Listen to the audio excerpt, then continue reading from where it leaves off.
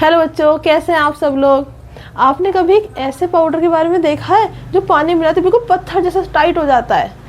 आज हम उसी पाउडर के बारे में बात करने वाले हैं। वो क्या होता है आपका प्लास्टर ऑफ पेरिस, POP। इसको क्या होता है, सफ़ेद कलर का पाउडर होता है और पानी मिलाते हैं तो क्या होता है, बिल्कुल टाइट हो जाता है, सॉलिड बन जाता है। चलिए देखते हैं इसके रासायनिक नाम। सामान्य नाम क्या है इसका, प्लास्टर ऑफ पेरिस। अब इसका रासायनिक नाम क्या हुआ, इसका रासायनिक सूत्र है CaSO4 हाफ H2O। Ca से क्या बना, कैल्शियम, SO4 से सल्फेट और हाफ H2O। जब जल का मॉलिक्यूल हम हाफ लेते हैं तो उसे क्या बोलते हैं, हेमीहाइड्रेट। तो इसलिए इसका क्या नाम हो गया, कैल्शियम सल्फेट हेमीहाइड्रेट। अब देखते हैं इसको बनाने की विधि। जब हम जिप्सम को 100 से 120 डिग्री सेल्सियस पर गर्म करते हैं तो क्या होता है, उसमें से जल निकल जाता है और क्या बनता है, POP, प्लास्टर ऑफ पेरिस बच जाता है। जैसे हमने यहाँ पे क्या लिया, जिप्सम, इसको हमने 100 से 120 डिग्री सेल्सियस पे क्या किया, गर्म किया, तो यहाँ क्या प्राप्त हुआ हमें, एक तो प्लास्टर ऑफ पेरिस और साथ में क्या मिला आपका, जल। जल अलग हो गया आपका यहाँ पर, ये क्या बन गया आपका, जल। अब देखते हैं इसके रासायनिक गुण। इसके रासायनिक गुण क्या है। अब जैसे कि आपने क्या किया था कि जिप्सम को गर्म किया, उसका जल निकाल दिया, POP बच गया। अब हमने जब इसकी POP की जल से अभिक्रिया करवा दी तो क्या हुआ, हमने यहाँ पे क्या लिया, POP, और इसे किससे अभिक्रिया कराई, जल से, तो वापस से जिप्सम ही तो प्राप्त होगा। अब यहाँ में क्या प्राप्त हो जाएगा, जिप्सम, जो कि बहुत ज़्यादा कठोर होता है। अब इसी के बेस पे एक क्वेश्चन पूछा जाता है एग्जाम में। अगर आपका एग्जाम में क्वेश्चन पूछा गया POP को एयरटाइट डब्बे में बंद करके क्यों रखना चाहिए, तो हम क्या बताएंगे। एक तो आप ये इक्वेशन लिख सकते हैं, इसके आंसर में यहीं से लिख सकते हैं डायरेक्ट।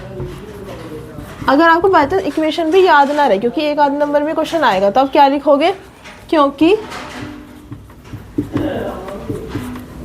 POP की जल के साथ अभिक्रिया कराकर, जल के साथ अभिक्रिया कराकर, या फिर जब ये जल के साथ मिलता है, अपनी लैंग्वेज में भी लिख सकते हैं, जल के साथ अभिक्रिया कराकर हमें कठोर पदार्थ प्राप्त होता है। क्या होता है, कठोर पदार्थ प्राप्त होता है। या फिर आप लिख सकते हैं कि ये कठोर हो जाता है। आप या फिर एक शॉर्ट में क्या लिख सकते हैं कि POP को जब जल में मिलाते हैं तो क्या होता है, वो कठोर पदार्थ बन जाता है या फिर टाइट हो जाता है। तो इसलिए क्या है, हम POP को हमेशा एयरटाइट में बंद करके रखते हैं, क्योंकि अगर आप जल भी ना मिलाइए, जो वायुमंडल में नमी है वो क्या होगी, POP से रिएक्ट करके उसको सॉलिड बना देगी। तो इसलिए हम क्या करते हैं, POP को हमेशा एयरटाइट में बंद करके रखते हैं। ये इसका आपका आंसर भी हो गया और इसका रासायनिक गुण भी हो गया। नेक्स्ट देखते हैं इसके उपयोग। उपयोग क्या है, टूटी हड्डियों में प्लास्टर बनाने में।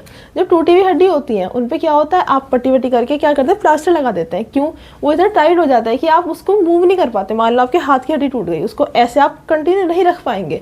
अगर वो टाइटली आपका बंधा हुआ है तभी वो ऐसे रह पाएगा। आप अपने आप से पूरे दिन अपना हाथ ऐसे नहीं रख सकते।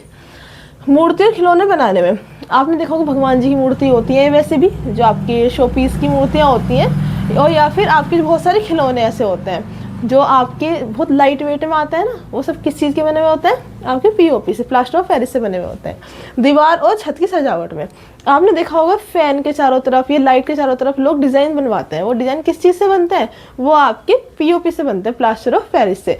और कुछ लोग दीवार पर भी उससे डिज़ाइन बनवाते हैं। तो ये किस लिए यूज़ होता है, छतों की और दीवार की सजावट में भी यूज़ होता है। चलिए अब एक क्विक रिविज़न कर लेते हैं आपका POP का।